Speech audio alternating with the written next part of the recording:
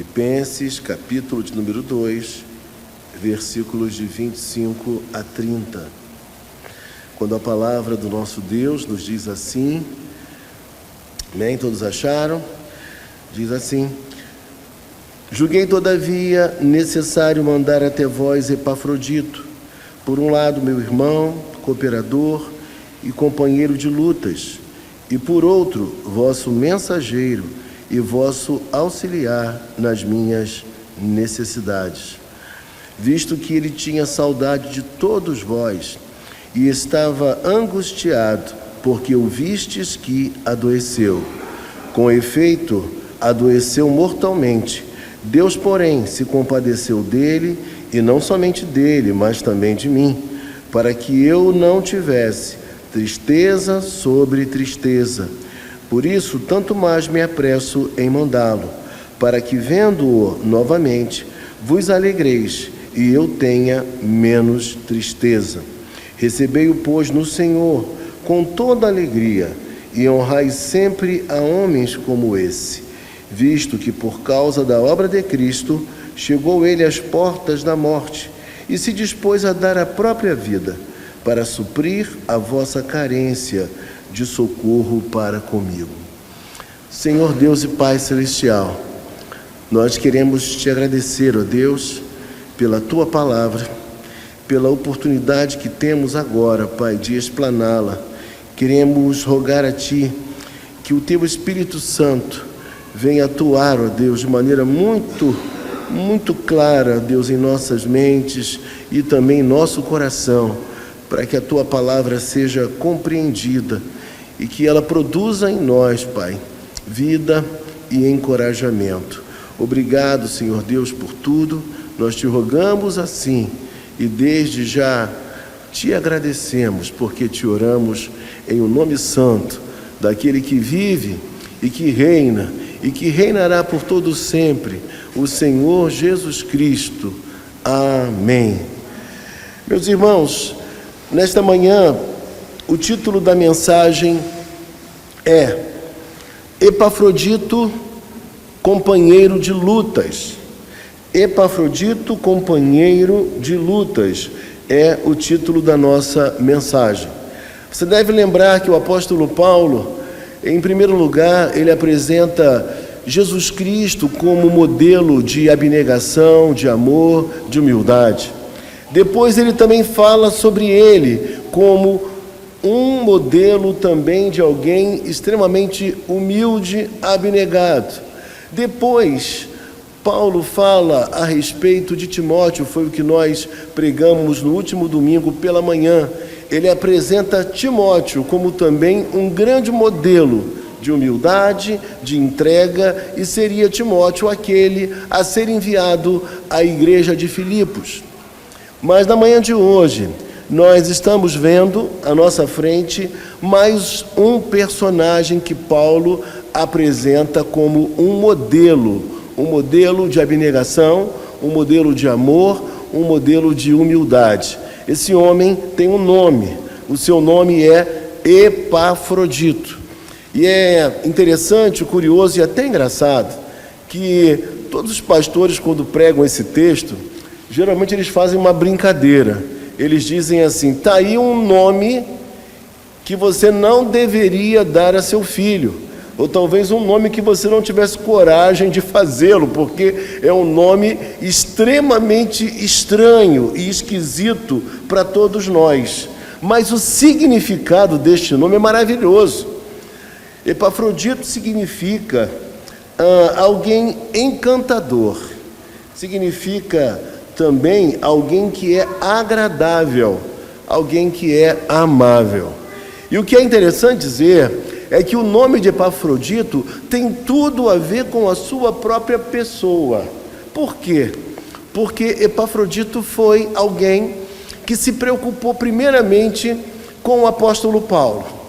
Ele foi ao encontro do apóstolo Paulo e ele não apenas se limitou a mandar uma oferta, mas ele levou a oferta da igreja e ele teve a coragem de viajar por mais de 1000 quilômetros. Alguns estudiosos são precisos e falam em 1.300 quilômetros para chegar até Paulo, levando uma oferta e também para assistir o apóstolo Paulo. Mas ele também se preocupou quando ele tomou consciência, veremos isso mais tarde, quando ele tomou consciência que a própria igreja de Filipos soube que ele estava doente e ficou profundamente entristecida com a sua enfermidade. Então ele se preocupa com Paulo e ele se preocupa com a igreja. Ele se preocupa com a repercussão da notícia de sua enfermidade àquela igreja. E aí, meus irmãos, quando nós olhamos para o texto bíblico, eu queria que você ficasse muito atento a tudo aquilo que o texto vai nos dizer. Veja comigo o versículo 25.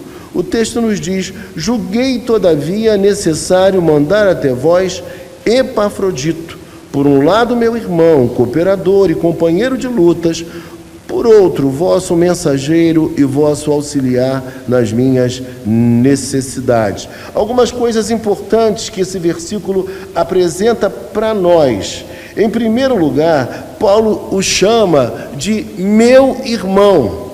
Paulo não vê Epafrodito como alguém que está dentro de uma engrenagem eclesiástica.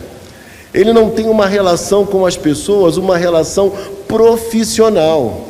Paulo tem uma relação com os irmãos, uma relação de sentimento, de fraternidade. O que dói no irmão, dói nele também. Quando um irmão se alegra, Paulo também se sente alegre.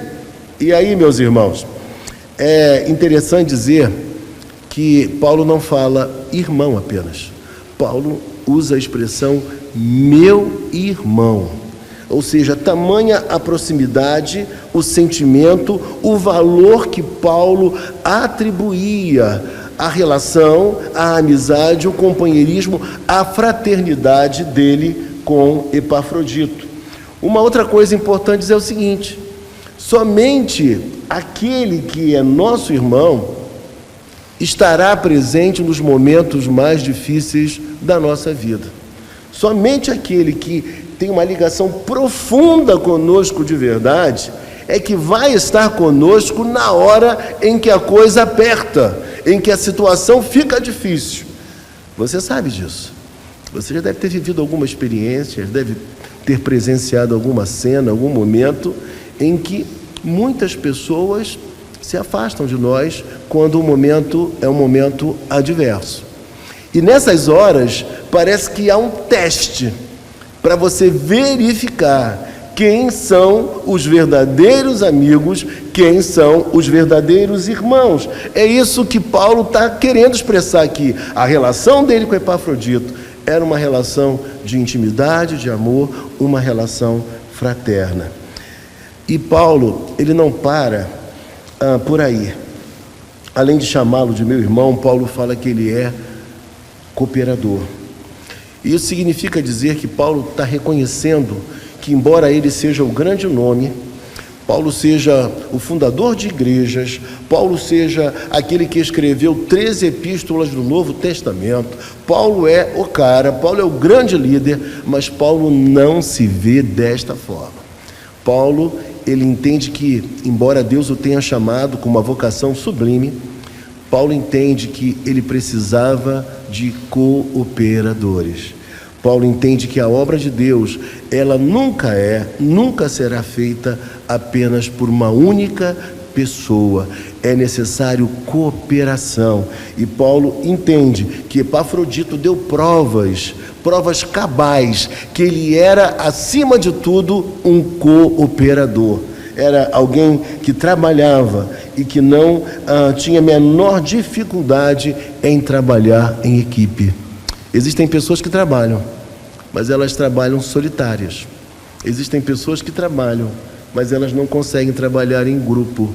Epafrodito não, Paulo chama ele de cooperador.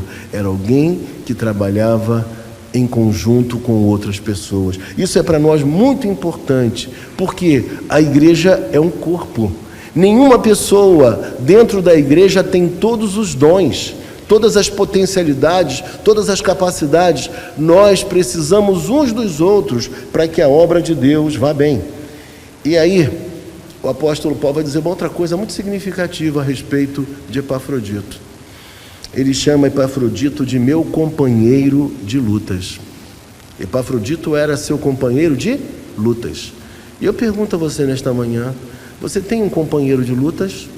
Você tem alguém com você que você considera assim, alguém tão próximo que você poderia chamar de um companheiro de lutas? A segunda pergunta que eu faço, você tem sido companheiro de lutas para alguém? São duas perguntas importantes que nós precisamos nos fazer e também responder a nós mesmos. Mas, quando Paulo diz que Epafrodito era seu companheiro de lutas, ele está afirmando algo que você sabe e que eu sei também. Que a vida não é um mar de rosas. Que a vida não é algo fácil. E ainda por cima, não é fácil quando nós temos que viver a vida de maneira solitária. Nós precisamos do outro, nós precisamos de pessoas ao nosso lado, porque não dá para enfrentar uma batalha sozinho, solitário. Nós precisamos de irmãos, de irmãs ao nosso lado. Portanto, para ele, Epafrodito era um companheiro de lutas. E na vida nós enfrentamos inimigos espirituais. Enfrentamos inimigos espirituais. Mas na vida também, Paulo enfrentou e nós enfrentamos também adversários de todo tipo. Paulo enfrentou, por exemplo, uma luta grande contra os falsos irmãos. Paulo enfrentou os judaizantes. E tudo isso que Paulo enfrentou e venceu, ele venceu e superou com o poder de Deus em primeiro lugar. Mas Paulo também teve aliados, amigos, irmãos que eram companheiros de lutas. Não são aquelas pessoas que pensam que a vida é sempre um momento de bênção, de alegria e de felicidade. A vida, ela envolve também desafios, problemas, doenças, e nós precisamos de preparo da parte de Deus e de companhia nos momentos mais emblemáticos da nossa vida e da nossa existência. Esse texto parece que é profundamente atual para os nossos dias, porque parece que nunca houve um tempo onde nós temos a possibilidade de estarmos conectados a todo tempo com as pessoas, mas ao mesmo tempo, nunca houve um tempo em que nós nos sentíssemos tão solitários, tão sozinhos, tão sem amigos de verdade. Existem pessoas que não querem nem mais atender o telefone, no máximo falam pelo WhatsApp. Existem pessoas que não querem muita gente perto delas. Existe gente que não quer. Existe gente que quer viver a vida do fast food espiritual. Ir numa igreja, assistir o culto e, como um consumidor, entrar e sair sem falar com ninguém, sem se relacionar com ninguém, sem fazer amizade com ninguém. E aí, Paulo diz uma coisa importante ainda. Paulo diz que Epafrodito, ele, por um lado, era mensageiro daquela igreja, ou seja, ele era um apóstolo daquela igreja. Mas, pastor, como assim apóstolo? Apóstolos não são só os 12. Havia os apóstolos da igreja e havia os apóstolos de Cristo. Os apóstolos da igreja eram aqueles que eram reconhecidos como líderes da igreja e que recebiam uma missão específica da igreja e cumpriam esta missão. Eles eram mensageiros, eles eram enviados com uma finalidade específica, embora não fossem apóstolos de Cristo. Ele aqui é um enviado, é alguém que foi encaminhado pela igreja para estar ao lado do apóstolo Paulo no momento difícil da sua vida. Paulo estava preso e Paulo precisava de alguém ao seu lado. Você já foi visitar alguém numa penitenciária, numa delegacia? Alguém aqui já foi? Já foi? É uma das experiências mais difíceis. Eu digo para você que existem várias atividades hoje do Ministério Pastoral que eu, graças a Deus, tenho tido a força de Deus para executar. Mas visitar alguém na penitenciária é extremamente complicado. E eu já fiz isso. É difícil realmente. E esse homem chamado Epafrodito, ele se dispôs a ficar ao lado do apóstolo Paulo durante o tempo necessário e atendê-lo em tudo aquilo que fosse importante para Paulo. É importante dizer que Paulo estava preso numa residência alugada por ele mesmo. Era uma prisão domiciliar. Mas ainda assim, ele estava preso. Ele estava atado, ligado a um policial, a um soldado, a um guarda, diuturnamente. E não precisa estar preso não, irmãos. Imagine você, acometido de alguma enfermidade. Você que sempre se moveu, sempre foi ao mercado, sempre foi ao banco, resolveu suas coisas, sempre foi ativo, e de uma hora para outra, você se observar limitado, você não poder sair de casa por alguma circunstância, por alguma debilidade física, é algo extremamente difícil, problemático, complicado, e o apóstolo Paulo estava vivendo isso, mas ele tinha a companhia, a presença de um companheiro de lutas, de um companheiro de cela, de um companheiro de prisão, embora domiciliar, mas uma prisão. E Paulo diz para nós no versículo de número 26, veja comigo, olhe para a sua Bíblia. Paulo diz que esse que era auxiliar nas suas necessidades, aquele que estava disposto a ajudar em tudo, nas coisas mais difíceis, nas coisas complexas e nas coisas simples, o texto nos fala algo muito importante no versículo de número 26. Visto que ele tinha saudade de todos vós, e estava angustiado porque o vistes que adoeceu. Primeira coisa que eu destacaria no versículo de número 26, mesmo fazendo a obra de Deus, mesmo no centro da vontade de Deus, mesmo com uma vida correta, Epafrodito adoeceu. E é importante dizer isso porque muitas pessoas pregam uma mensagem falsa dizendo que crente de verdade não fica doente. Existem pessoas que dizem que se o crente está doente é porque há algum pecado oculto. Epafrodito, um homem no centro da vontade de Deus, fazendo aquilo que Deus queria que ele fizesse, de maneira tão abnegada, ele adoeceu. Ele ficou severamente doente. E outra coisa importante dizer aqui nesse texto, é que a sua angústia, o texto expressa isso, é a mesma palavra que está aqui, é a mesma palavra sobre angústia, a angústia vivida por Cristo lá no Getsemane. É algo profundo, algo na alma, e a sua angústia tinha um motivo, o motivo não era a sua doença, porque nós ficamos angustiados quando adoecemos, não é assim? Ficamos angustiados, mas ele está angustiado não por sua doença, ele está angustiado porque a igreja soube que ele estava doente, ele estava preocupado com o impacto que a sua doença causaria nos irmãos de Filipos. Sua preocupação não era com a sua individualidade, com a sua pessoa em primeiro lugar, com a sua saúde. A sua preocupação maior era com o impacto negativo que isso poderia trazer no coração daqueles irmãos lá de Filipos. Olha que maneira diferente de ver a vida e de ver a espiritualidade, era a forma como Epafrodito se movia, agia e pensava. Outra coisa importante de dizer nesse momento, muitas teologias têm feito com que as pessoas fiquem enfermas psicologicamente. Muitas teologias que são ensinadas por aí, elas geram pessoas muito complicadas. Eu diria para você nesta manhã, pelo simples fato de vivermos no mundo caído, no mundo cheio de bactérias, nós, por isso mesmo, estamos sujeitos a todas as enfermidades. E isso não significa dizer que nós não estejamos bem com Deus, não estejamos sendo fiéis a Deus. É próprio da nossa existência, é próprio dos anos que se passam. Isso tudo acontece conosco num mundo caído como este. E no versículo de número 27, Paulo explica: com efeito, adoeceu mortalmente.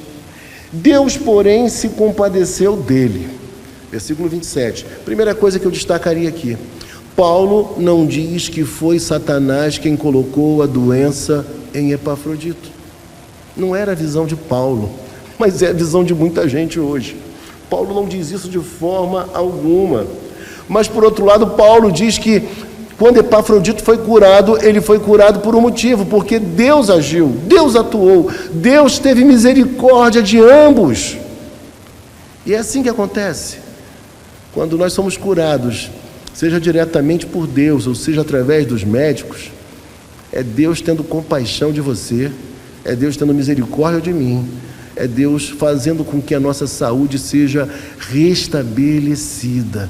É Ele quem tem a palavra última, é Ele quem controla todas as coisas.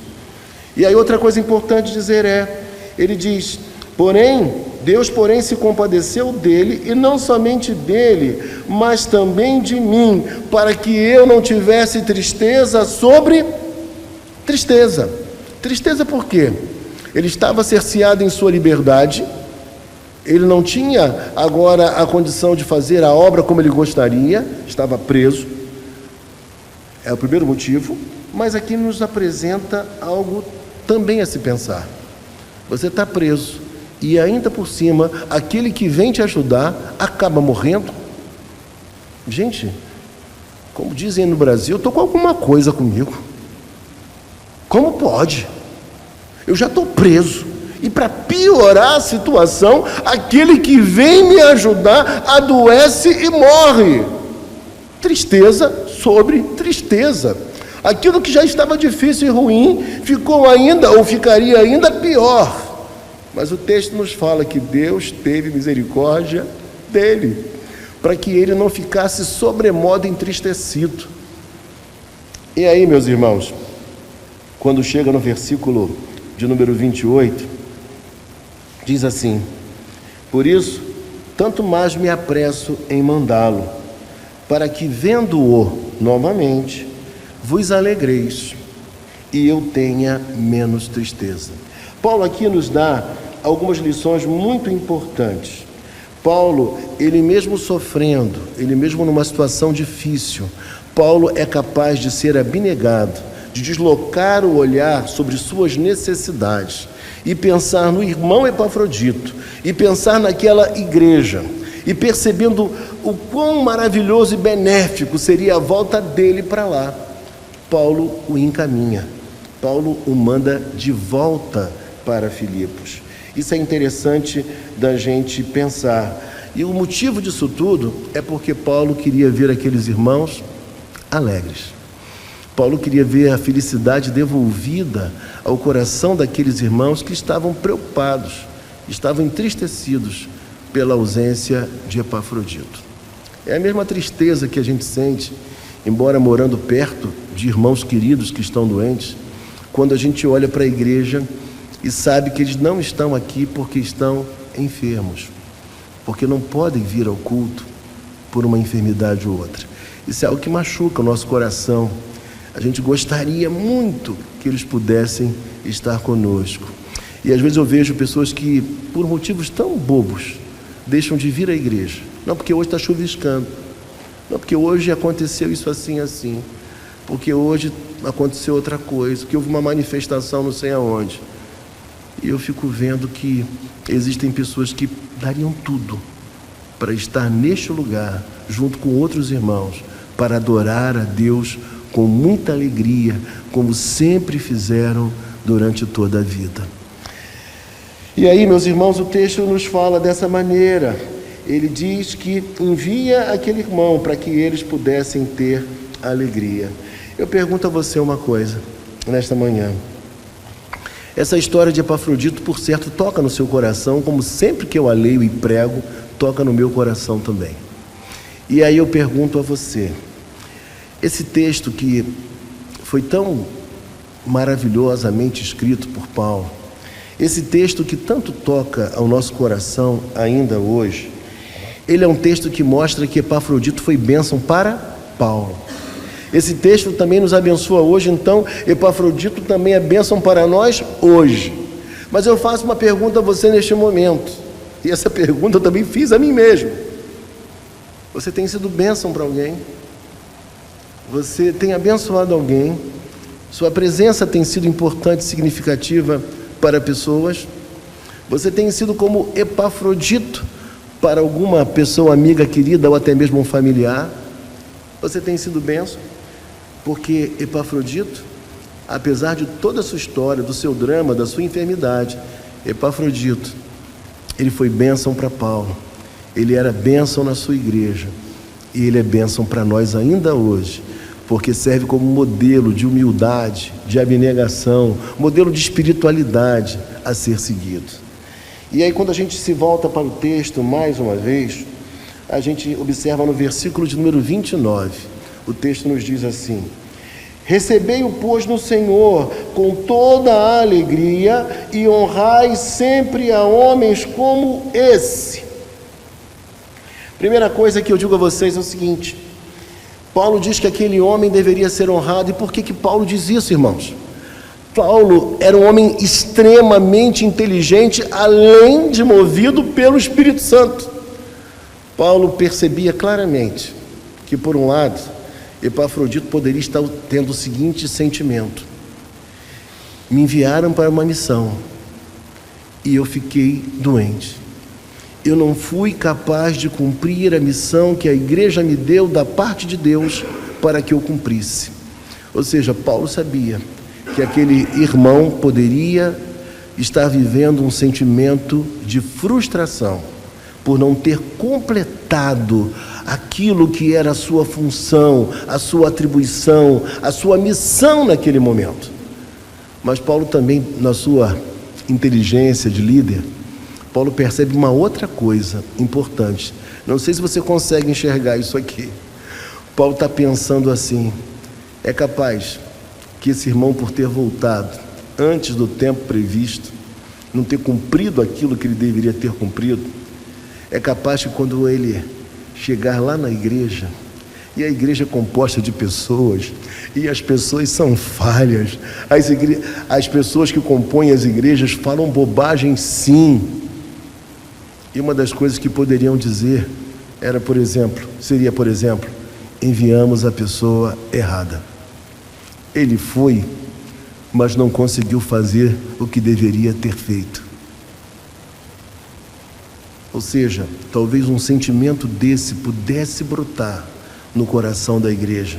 Olhar para ele como alguém incompetente, alguém que não concluiu, alguém que era um fracote, alguém que não conseguiu fazer aquilo que eles desejavam em prol do apóstolo Paulo. Então esse duplo sentimento, por um lado da parte dele uma frustração, porque não completou a missão como deveria, e por outro lado, a igreja talvez comentando e dizendo que ele não agiu como deveria ter agido. E sabedor disso, o apóstolo Paulo escreve e diz assim: esse homem deve ser honrado, esse homem deve ser reconhecido, porque ele empreendeu uma viagem de 1.300 quilômetros, uma viagem extremamente difícil naquela época, em que a pessoa corria risco de morrer. E numa viagem assim, tudo pode acontecer. E no caso dele, o que aconteceu foi justamente a sua enfermidade e a sua doença. E aí, meus irmãos, quando a gente percebe isso tudo, a gente vê como é importante ter uma liderança competente, espiritual, inteligente, que consegue perceber aquilo que às vezes nós não queremos notar. E aí o texto nos diz que homens como esse deveriam ser honrados. Essa deveria ser a postura daquela igreja. Não criticá-lo, mas reconhecê-lo como alguém que cumpriu a sua tarefa, porque Deus está no controle de todas as coisas. Se aprove a Deus que ele adoecesse e que depois se recuperasse e tivesse que voltar antes do tempo, Deus tinha um propósito nisso tudo, e Deus tinha algo a nos ensinar, como Ele está nos ensinando nesta manhã, que a vida às vezes ela nos frustra, Às vezes estamos com as melhores das intenções. Às vezes estamos com um propósito espiritual muito significativo e claro à nossa frente. Mas alguns fatores, eles nos impedem de fazer aquilo que nós gostaríamos de fazer e da maneira como nós gostaríamos de fazê-lo. E quando chega no versículo de número 30, eu estou sendo bem sintético, irmãos, mas no versículo de número 30, nós lemos assim: visto que por causa da obra de Cristo, chegou ele às portas da morte e se dispôs a dar a própria vida para suprir a carência de socorro para comigo. Primeira coisa que eu destacaria aqui no verso 30, eu diria para você nesta hora que o sacrifício e serviço são duas marcas da submissão, da humildade cristã. Sacrifício e serviço, ambas as coisas, as virtudes, estavam presentes na vida de Epafrodito e devem estar na vida de todos aqueles que são cristãos. Sacrifício, porque tudo de bonito que se faz, tudo de bom que se faz na obra de Deus, se faz com sacrifício. E Paulo não esconde isso. Se por um lado a salvação é pela graça e somente pela graça, nós não podemos esquecer que tudo de bonito, de lindo, que nós fazemos na vida, para Deus, para a sociedade, para nós, tudo que nós fazemos envolve sacrifício. Semana passada eu dizia isso. E tinha a ver com o texto também, pela vida de Timóteo, que nós pregamos na semana passada. As maiores realizações que você já fez na vida, todas elas envolveram sacrifício. Sacrifício para formar um filho. Sacrifício para poder cuidar de alguém enfermo. Sacrifício para estudar e trabalhar conjuntamente. Saindo do trabalho, indo para a faculdade para poder estudar, para um dia ter uma situação melhor. Sacrifício. Sacrifício, por vezes, de vir à igreja quando você, de repente, teve um aborrecimento com o marido ou com a esposa, em alguns casos com o vizinho. E aí você diz, eu vou sair de casa para ir à igreja com esse espírito que eu estou. Envolve sacrifício. Envolve você compreender os propósitos de Deus, os desígnios de Deus. Então, sacrifício e serviço são marcas do crente. Esse homem chamado Epafrodito era alguém que servia a Deus. E ele não só servia a Deus, ele servia também a Paulo.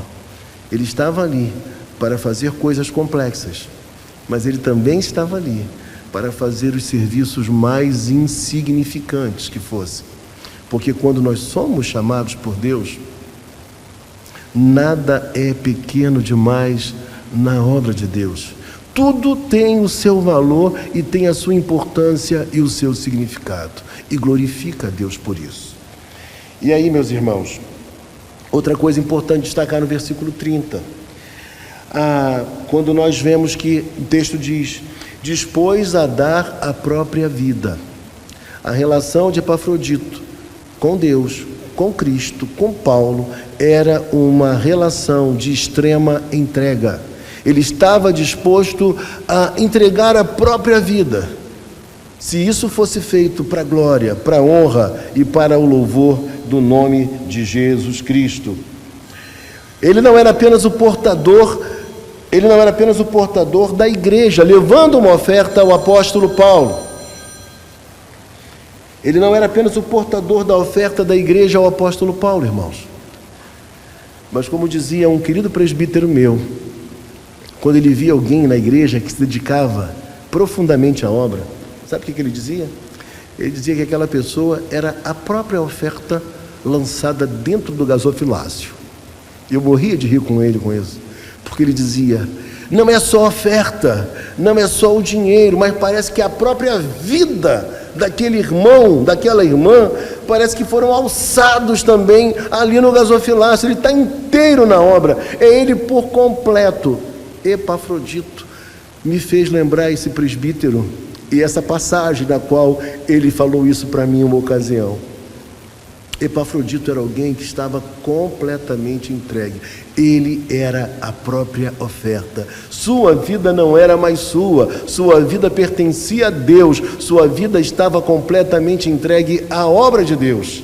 E por estar entregue a Deus, ele servia a Deus, mas ele também servia a homens.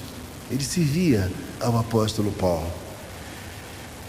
E aí uma terceira questão que eu preciso esclarecer no versículo 30. Muita gente pensa que a igreja de Filipos foi uma igreja que não ajudou Paulo, porque Paulo diz aqui, para suprir a vossa carência.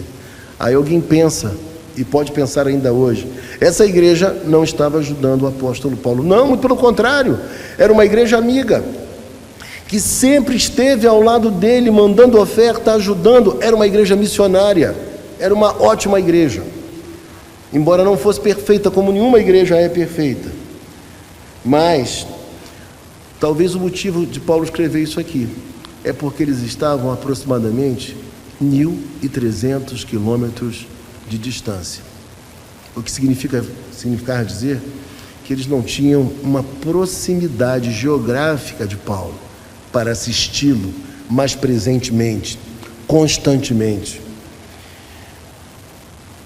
Mas esse homem Epafrodito, ele foi além de suprir a carência da igreja, ele foi amigo de Paulo, ele foi companheiro de Paulo, ele esteve ao lado de Paulo nos momentos mais complexos, nos momentos mais difíceis.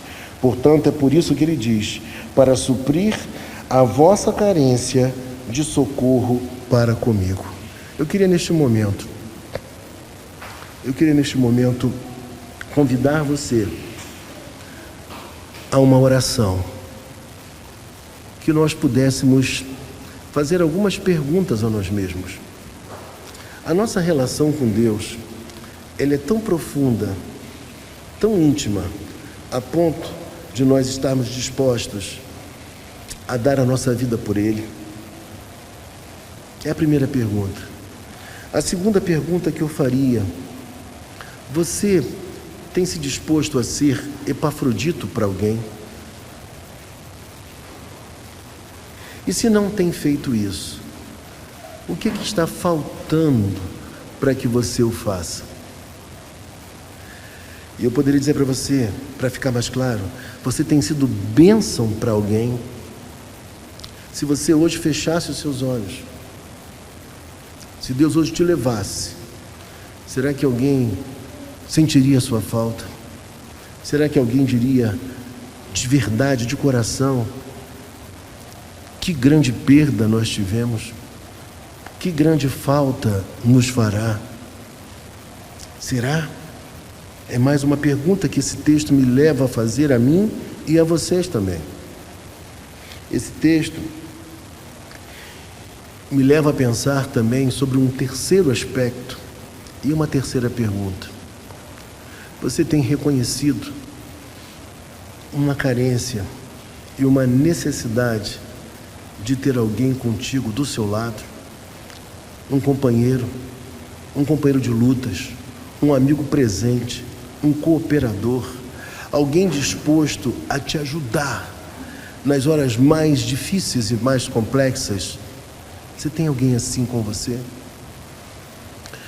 Eu lembro quando pequeno, não se esqueça dessas perguntas, mas eu lembro quando pequeno, eu fui ajudado por uma senhora que me socorreu numa enfermidade. Eu era talvez um adolescente, por aí, aproximadamente. E depois, essa senhora foi quem ficou doente. E ela, uma mulher muito ativa, uma mulher muito abnegada também. E ela ficou doente, mas num estado muito crítico. E naquele momento todos me chamaram, porque só havia mulheres e mulheres que não tinham força. E ela precisava ser tirada do banho para ser levada para o quarto, e não tinha como fazê-lo, a não ser se alguém a pegasse no colo.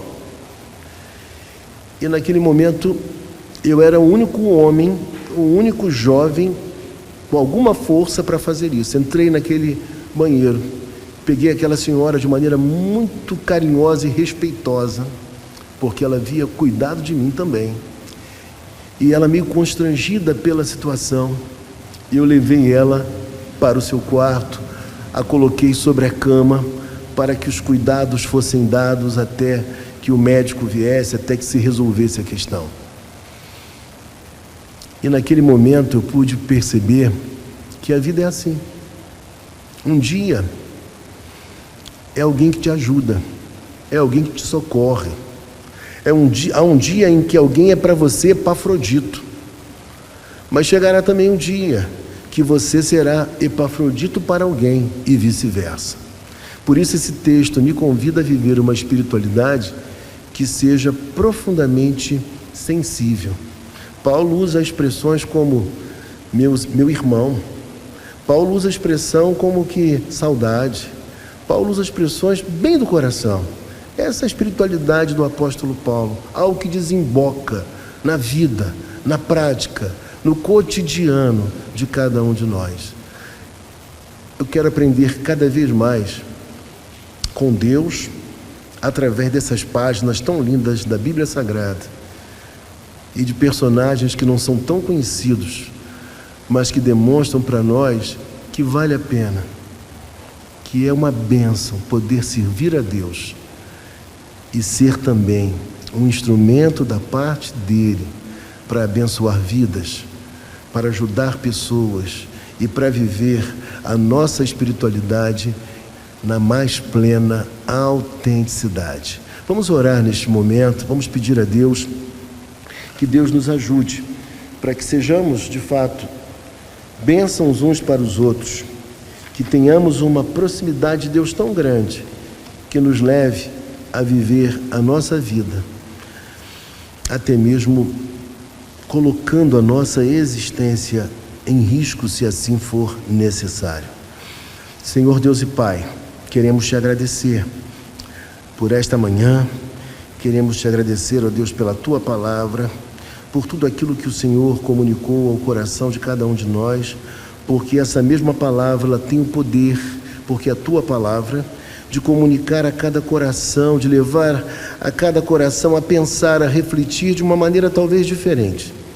Mas com certeza, ó Deus, as experiências também são diferentes de cada um, mas com certeza a tua palavra leva cada um de nós a uma profunda reflexão e gratidão ao Senhor, porque o Senhor um dia nos chamou para servir, para amar, para nos doar.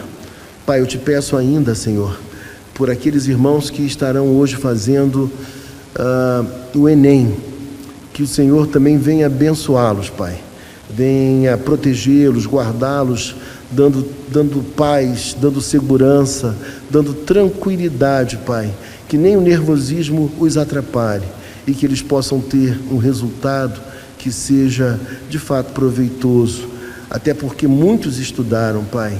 Ó Deus, que o sistema nervoso, que a emoção, ó Deus, que a insegurança momentânea não venha a ser um empecilho para uma aprovação, para uma boa prova. Obrigado, Deus, por tudo. Leva-nos em paz debaixo da tua presença, porque nós te rogamos assim, em nome de Jesus. Amém. Recebei a bênção, que o amor de Deus o Pai, que a graça de nosso Senhor e Salvador Jesus Cristo e que as doces, eternas e eternas consolações do Espírito Santo sejam sobre todo o povo do Senhor, espalhados sobre a face da terra e sobre cada um de nós hoje aqui. Amém.